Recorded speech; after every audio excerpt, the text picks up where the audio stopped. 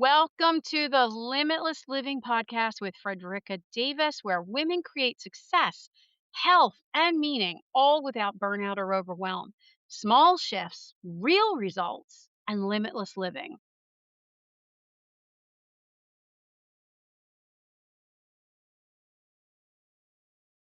Welcome back to the Limitless Living podcast. I'm your host, Frederica Davis, wellness expert, entrepreneur, and the creator of the Reset Method.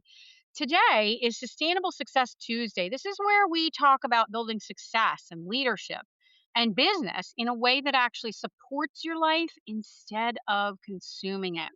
So, if you've ever felt like no matter how much you get done, it's just never enough, and somehow you're still behind in your business or your home, your health, your relationships, your parenting, wherever it's at, this episode is for you. Maybe this sounds familiar. You're the one everyone depends on. You show up, you handle things, you figure things out. And from the outside, it looks like you have it all together. But behind the scenes, you are utterly exhausted. You're feeling like you are pulled in 100 directions. You're constantly feeling like you're trying to catch up and never quite getting there. And no matter how hard you try to create balance, it just never actually feels balanced. And then then comes the guilt that you're not doing enough, guilt that you're not present enough, guilt that there's always something slipping through the cracks. I get it. I hear this all the time.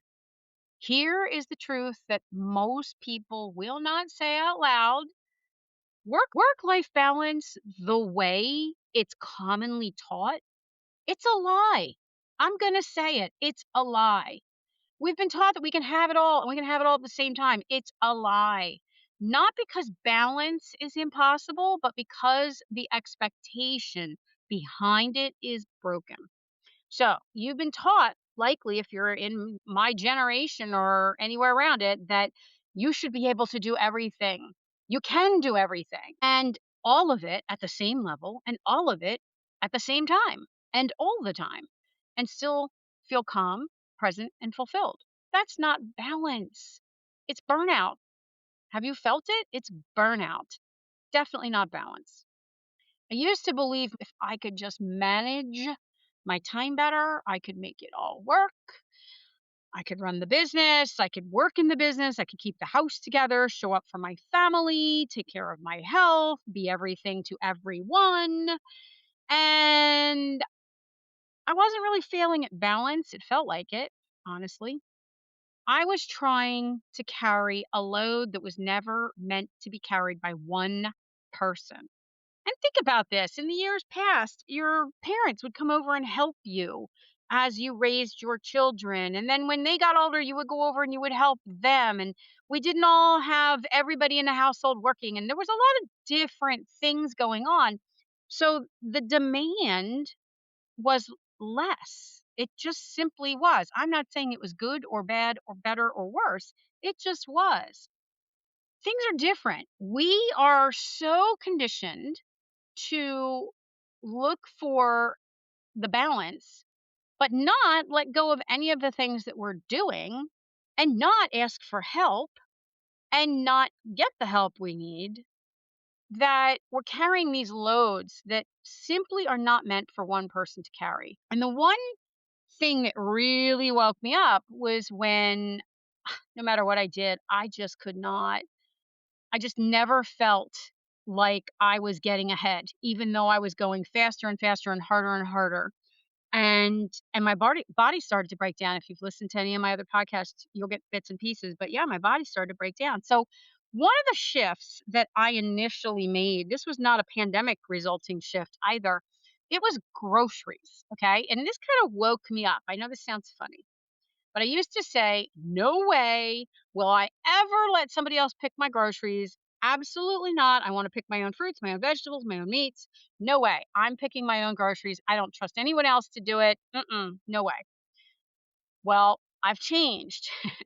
And again, not as a result of the pandemic. This was actually a time factor where I needed to. And it was out of a need once. And I thought, that worked out really well. And now I get them delivered all the time. And I know it sounds really small, but it was not small, and I'll tell you why. It saved me time. Every week, it saves me time. I don't have to get in, I don't have to drive to the grocery store, I don't have to pick the groceries, I don't have to check out, I don't have to come home and unload it and all of that stuff. I order it while I'm sitting with my husband watching a TV show. We order what we want, boom, boom, boom. I schedule it for the next morning. It shows up. I bring it in house and put it away. It is absolutely a lifesaver in reducing some of the decision fatigue that comes with life in general and doing our everyday needs, meeting those needs. So it actually saved me money too. For those of you out there who might be thinking, oh, I can't afford that or it's going to cost me more money. Not the case. I actually track all of that and I spend less on groceries by doing it because I'm not buying things incidentally on impulse. And more importantly, I want to say it really showed me how much energy I was wasting doing this because I wanted to control how this was done. And this didn't really actually require me to do it. So, this one little act and shift in my thinking made it a little more possible for me to see other areas and other places that that could happen and reduce the decision fatigue, reduce the time, reduce that level of imbalance. So this is just an example. But there's 5 truths about work-life balance that I want to share with you. And number one, first and foremost, I do believe that you can have it all. I just do not believe in everything that I have seen over all of the years with my clients and experience myself is that you can have it all at the same time. So, yes, you can have it all, but not all at the same time. And this is where most of us break. This is where most women break. Might be where you're breaking, trying to do it all. You're trying to give 100% to everything simultaneously. That is not sustainable. There are seasons, there are moments where something gets more of you and something gets less. Simple as that. When you're raising kids, they get more of you. When you're building a business, it gets more of you. When you are repairing a relationship, it gets more of you. When you are taking care of elderly parents, it gets more of you. You get the picture. That's also not failure, it's reality. And it's okay to prioritize what needs more of you in the season you're in. So, number 2, you cannot be the one who does it all the time. You cannot be the one who does it all the time. This one should hit because your identity is likely tied to being capable, reliable, the one who handles it all. But if everything falls on you, if everything depends on you, you don't have a life. You have a system that collapses without you. Think about that. You don't have a life if everything is dependent on you. What you have is a system that will collapse without you. And is that what you want? That's not success. That's pressure. Number 3, time management is not your problem. Sure, there's a whole bunch of tips and tricks and things I could share with you, and I probably will in a future podcast. But it's likely that your bigger problem is energy. You don't usually need a better planner or a better uh, program or task management system. You need better energy, which gives you better focus and better stamina to get the things done. Because when your nervous system gets overwhelmed because you're busy trying to do everything, no matter what it is, feels harder to do. Everything takes longer. Everything drains you faster. Sure, you might still be doing it, but it drains you more and it drains you faster, leaving you with less for the rest of anything in life. That's why 2 women can have the same 24 hours and completely different experiences of those hours. And each woman has a different capacity. We've talked about capacity before. in what they can handle, how many things they can do, what their nervous system can handle. So, number four, control is costing you more than you think. A lot of what you are holding on to, you don't actually need to be doing. If you're honest with yourself, you're doing it because you're used to doing it. It's habit. Maybe it's expected and you feel like you should, or maybe it's not really expected, but you think it is. We often self-impose those expectations. Maybe it's because you don't trust others. They won't do it as good as I do. Or and let me tell you, I come from the philosophy that if you're gonna do it right the first time. I hate it when somebody else does it wrong because then I have to fix it. So the mindset that goes with that, if you're listening and you can relate, is I might as well do it myself because by the time I explain it or I have to fix it later when they do it wrong, I mean I can go down that rabbit hole right alongside of you. However, it does not serve me. It does not serve you. It does not serve us.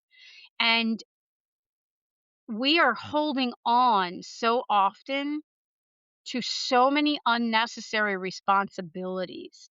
And they steal your time, they steal your energy and your life. So, number five, sustainable success requires you have systems, not that you sacrifice, but that you have systems. This is what sustainable success really looks like. It's not about doing more all the time. It's not about pushing harder all the time. It's building a life and a business that supports you. You don't support it, it supports you. That means support systems. That means simplified systems and intentional systems because success should expand your life. It should not consume it. And that means whether you're striving for success or you've already gotten there. It should expand your life, not consume it. So I want to give you a couple of or a few actionable takeaways here, and then I'll continue this conversation in the Limitless Living group if you want to join in there. There are three things you can actually do this week to move this needle for you. Number one, identify one thing to release. What is one thing that you're doing that you don't actually need to be doing? Just pick one. There's probably 20, but pick one. Delegate it, automate it, simplify it. Get the help you need, pay for the help you need, delegate it, whatever it is. Maybe it's you're still paying your bills one by one by one. Set them up so they automatically pay. Maybe it's the grocery shopping. Delegate that by having it delivered. Maybe it's cleaning, hire someone. Maybe it is you're still cleaning, setting up whatever in your business when you could have someone else take that on as part of their job description. Whatever it is, pick one thing. Number two, create one system that saves you some time. And this could be the grocery delivery. Oh my gosh, save so much time. How about meal prep? Meal prep once a week for your core ingredients. I do this, it's something I teach, is amazing at keeping you healthy, keeping you energetic, and minimizing the stress of all of that. You can cook other times if you want, but if you're doing a bulk meal prep once a week, it really takes a lot of stress out of it. How about batching tasks too? Batching things like I'm only going to do cleaning and laundry and whatever for 2 hours. I'm not going to be doing it and trying to answer emails and trying to text my girlfriend and trying to do meal prep all at the same time. I'm only going to do that. I'm going to get it done quickly and efficiently. That's one thing. How about hiring help? One system can change everything. It really can. I cannot tell you how much of a positive change just having my groceries delivered was. I know I sound like a broken record, but it really was. Define your current season. This is number three. I want you to define the current season you're in. So, what actually is your primary focus right now? Ask yourself what actually needs my focus right now. Not everything, This could be your relationship, it could be your business, it could be your kids, it could be your parents, it could be whatever you need it to be. But you need to define that. Give yourself permission to prioritize that and create systems that will support you and whatever that priority is. So here's a question I want you to sit with this week. Where in your life are you trying to do everything instead of deciding what actually matters the most right now? Where in your life are you trying to do everything instead of deciding what actually matters the most right now? If this conversation resonated with you today, come join us in the free Limitless Living community. I will be talking more about this in there. It's where we have real life, real shifts, and talk about how to actually build a life that feels really wonderful to live, not just looks wonderful. If this episode spoke to you, please share it with someone who needs to hear it. And if you haven't already, leave a review. It helps more women find the show. You don't need to do more to create a better life. You need to decide what actually matters and then build your life around that. Because sometimes the most powerful shift isn't doing more, it's finally letting something go.